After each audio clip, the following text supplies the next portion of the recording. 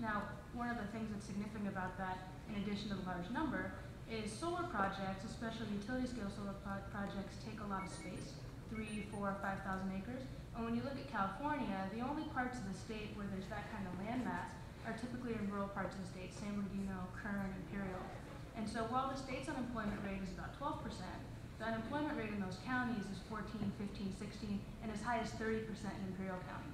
So we're not only talking about a lot of solar, we're talking about a lot of jobs, and literally billions of investment, but we're talking about all of that in parts of the state that desperately need it. So I deviated slightly, but I'm getting back to the main question. So we found 50 projects hoping to take advantage of that federal stimulus package. The largest 20, those 200 megawatts or above, accounted for about 9,000 megawatts of solar and wind generating capacity.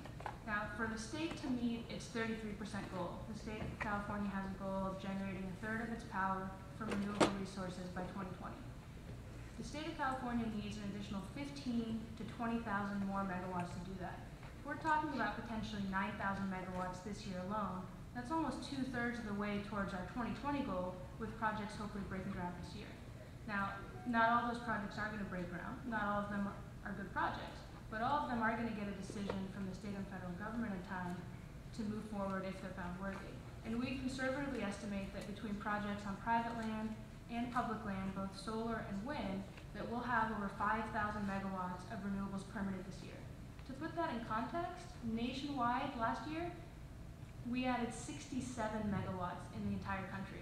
So California alone, this year, we estimate we'll add over 5,000. In fact, California's Energy Commission, which only permits some types of solar, the Energy Commission was created before solar PV was in existence. So they only permit solar thermal. So basically, you have a solar mirror, it's used to heat a fluid, you generate steam, you turn a turbine. So they only have part of the portfolio. And in the past 4 weeks alone, they have permitted 3,000 megawatts of solar.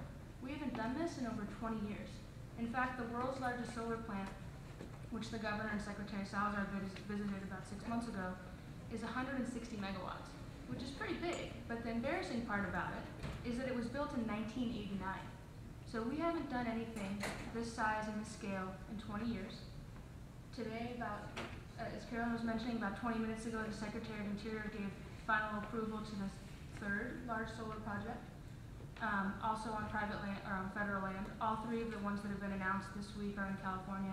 So the question is really timely because in the next few years, and especially even in the next few months, the role of renewables in California's portfolio is going to increase significantly. We're already at 18, 19%, so we're doing pretty good, but we're really at a breaking point where in the next few months, if we can make sure these projects get financed and built, which we're well on our way, we really will revolutionize the way not only California does solar, but the West and hopefully the rest of the nation.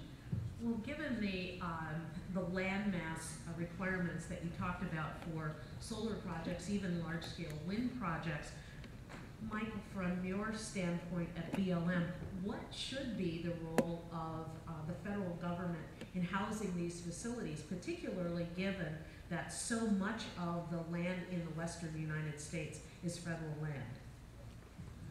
Carolyn, thank you for the question, and good afternoon to everyone.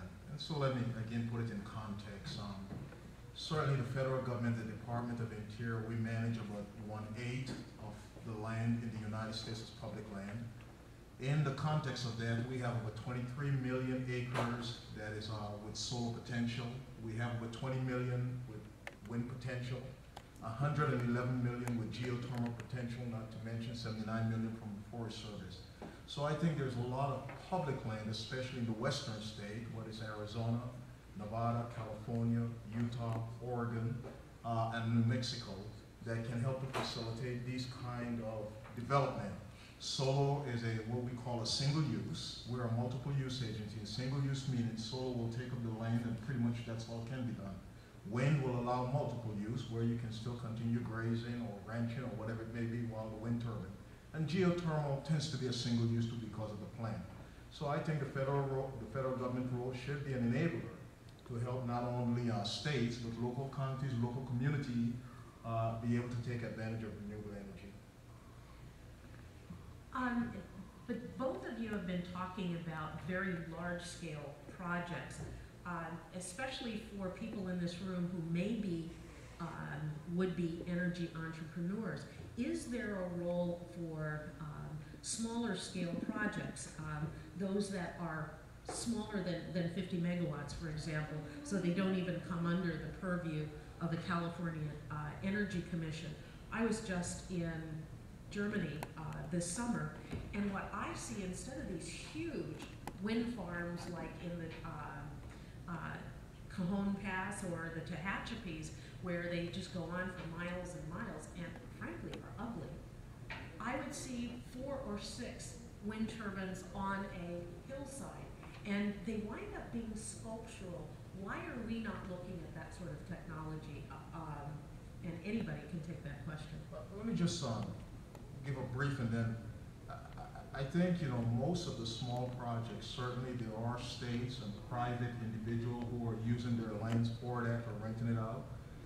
In the federal government, anyone who comes with an application to meet the requirement can put up a farm, whether it's a wind farm or a solar farm. So I think we can help to facilitate that, but I think more the small depends on the geographics of where you are. It depends on the individual desire. So I will leave it at that. Maybe there's somebody who can speak to a small scale. And if I may just chime in, we've been looking a lot at this because a lot of people that object to large-scale projects give kind of a similar argument. Why can't you just put solar on all the rooftops and then not take up 5,000 acres of land?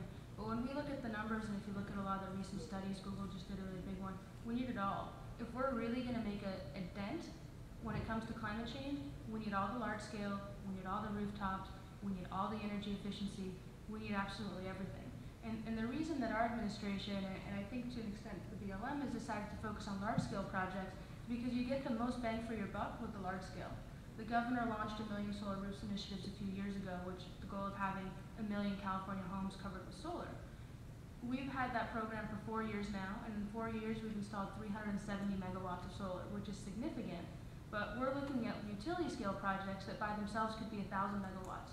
So as opposed to taking 5 or 6 years to put in 370 megawatts, we could put in a couple years, 5,000 megawatts. You know, that combined, well, I'll leave it at that and let other folks answer, but we need it all is the bottom line. Jason? Sort of jump in there. One answer, a different answer, historical answer, I suppose, is that's the way the electricity industry evolved. It evolved from a central state, it evolved into a central station, largely rate-based, incentivized industry, and so we're really good.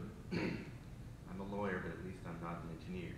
But the engineers are really good at getting the biggest bang for your buck on these large-scale projects. I think the whole this clean energy future that we're looking at is exactly that. Is that we're no longer sort of stuck in this large central station world.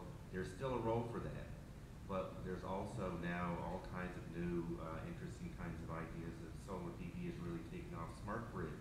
The thrust of smart grid is doing this house by house and having each house contribute to shading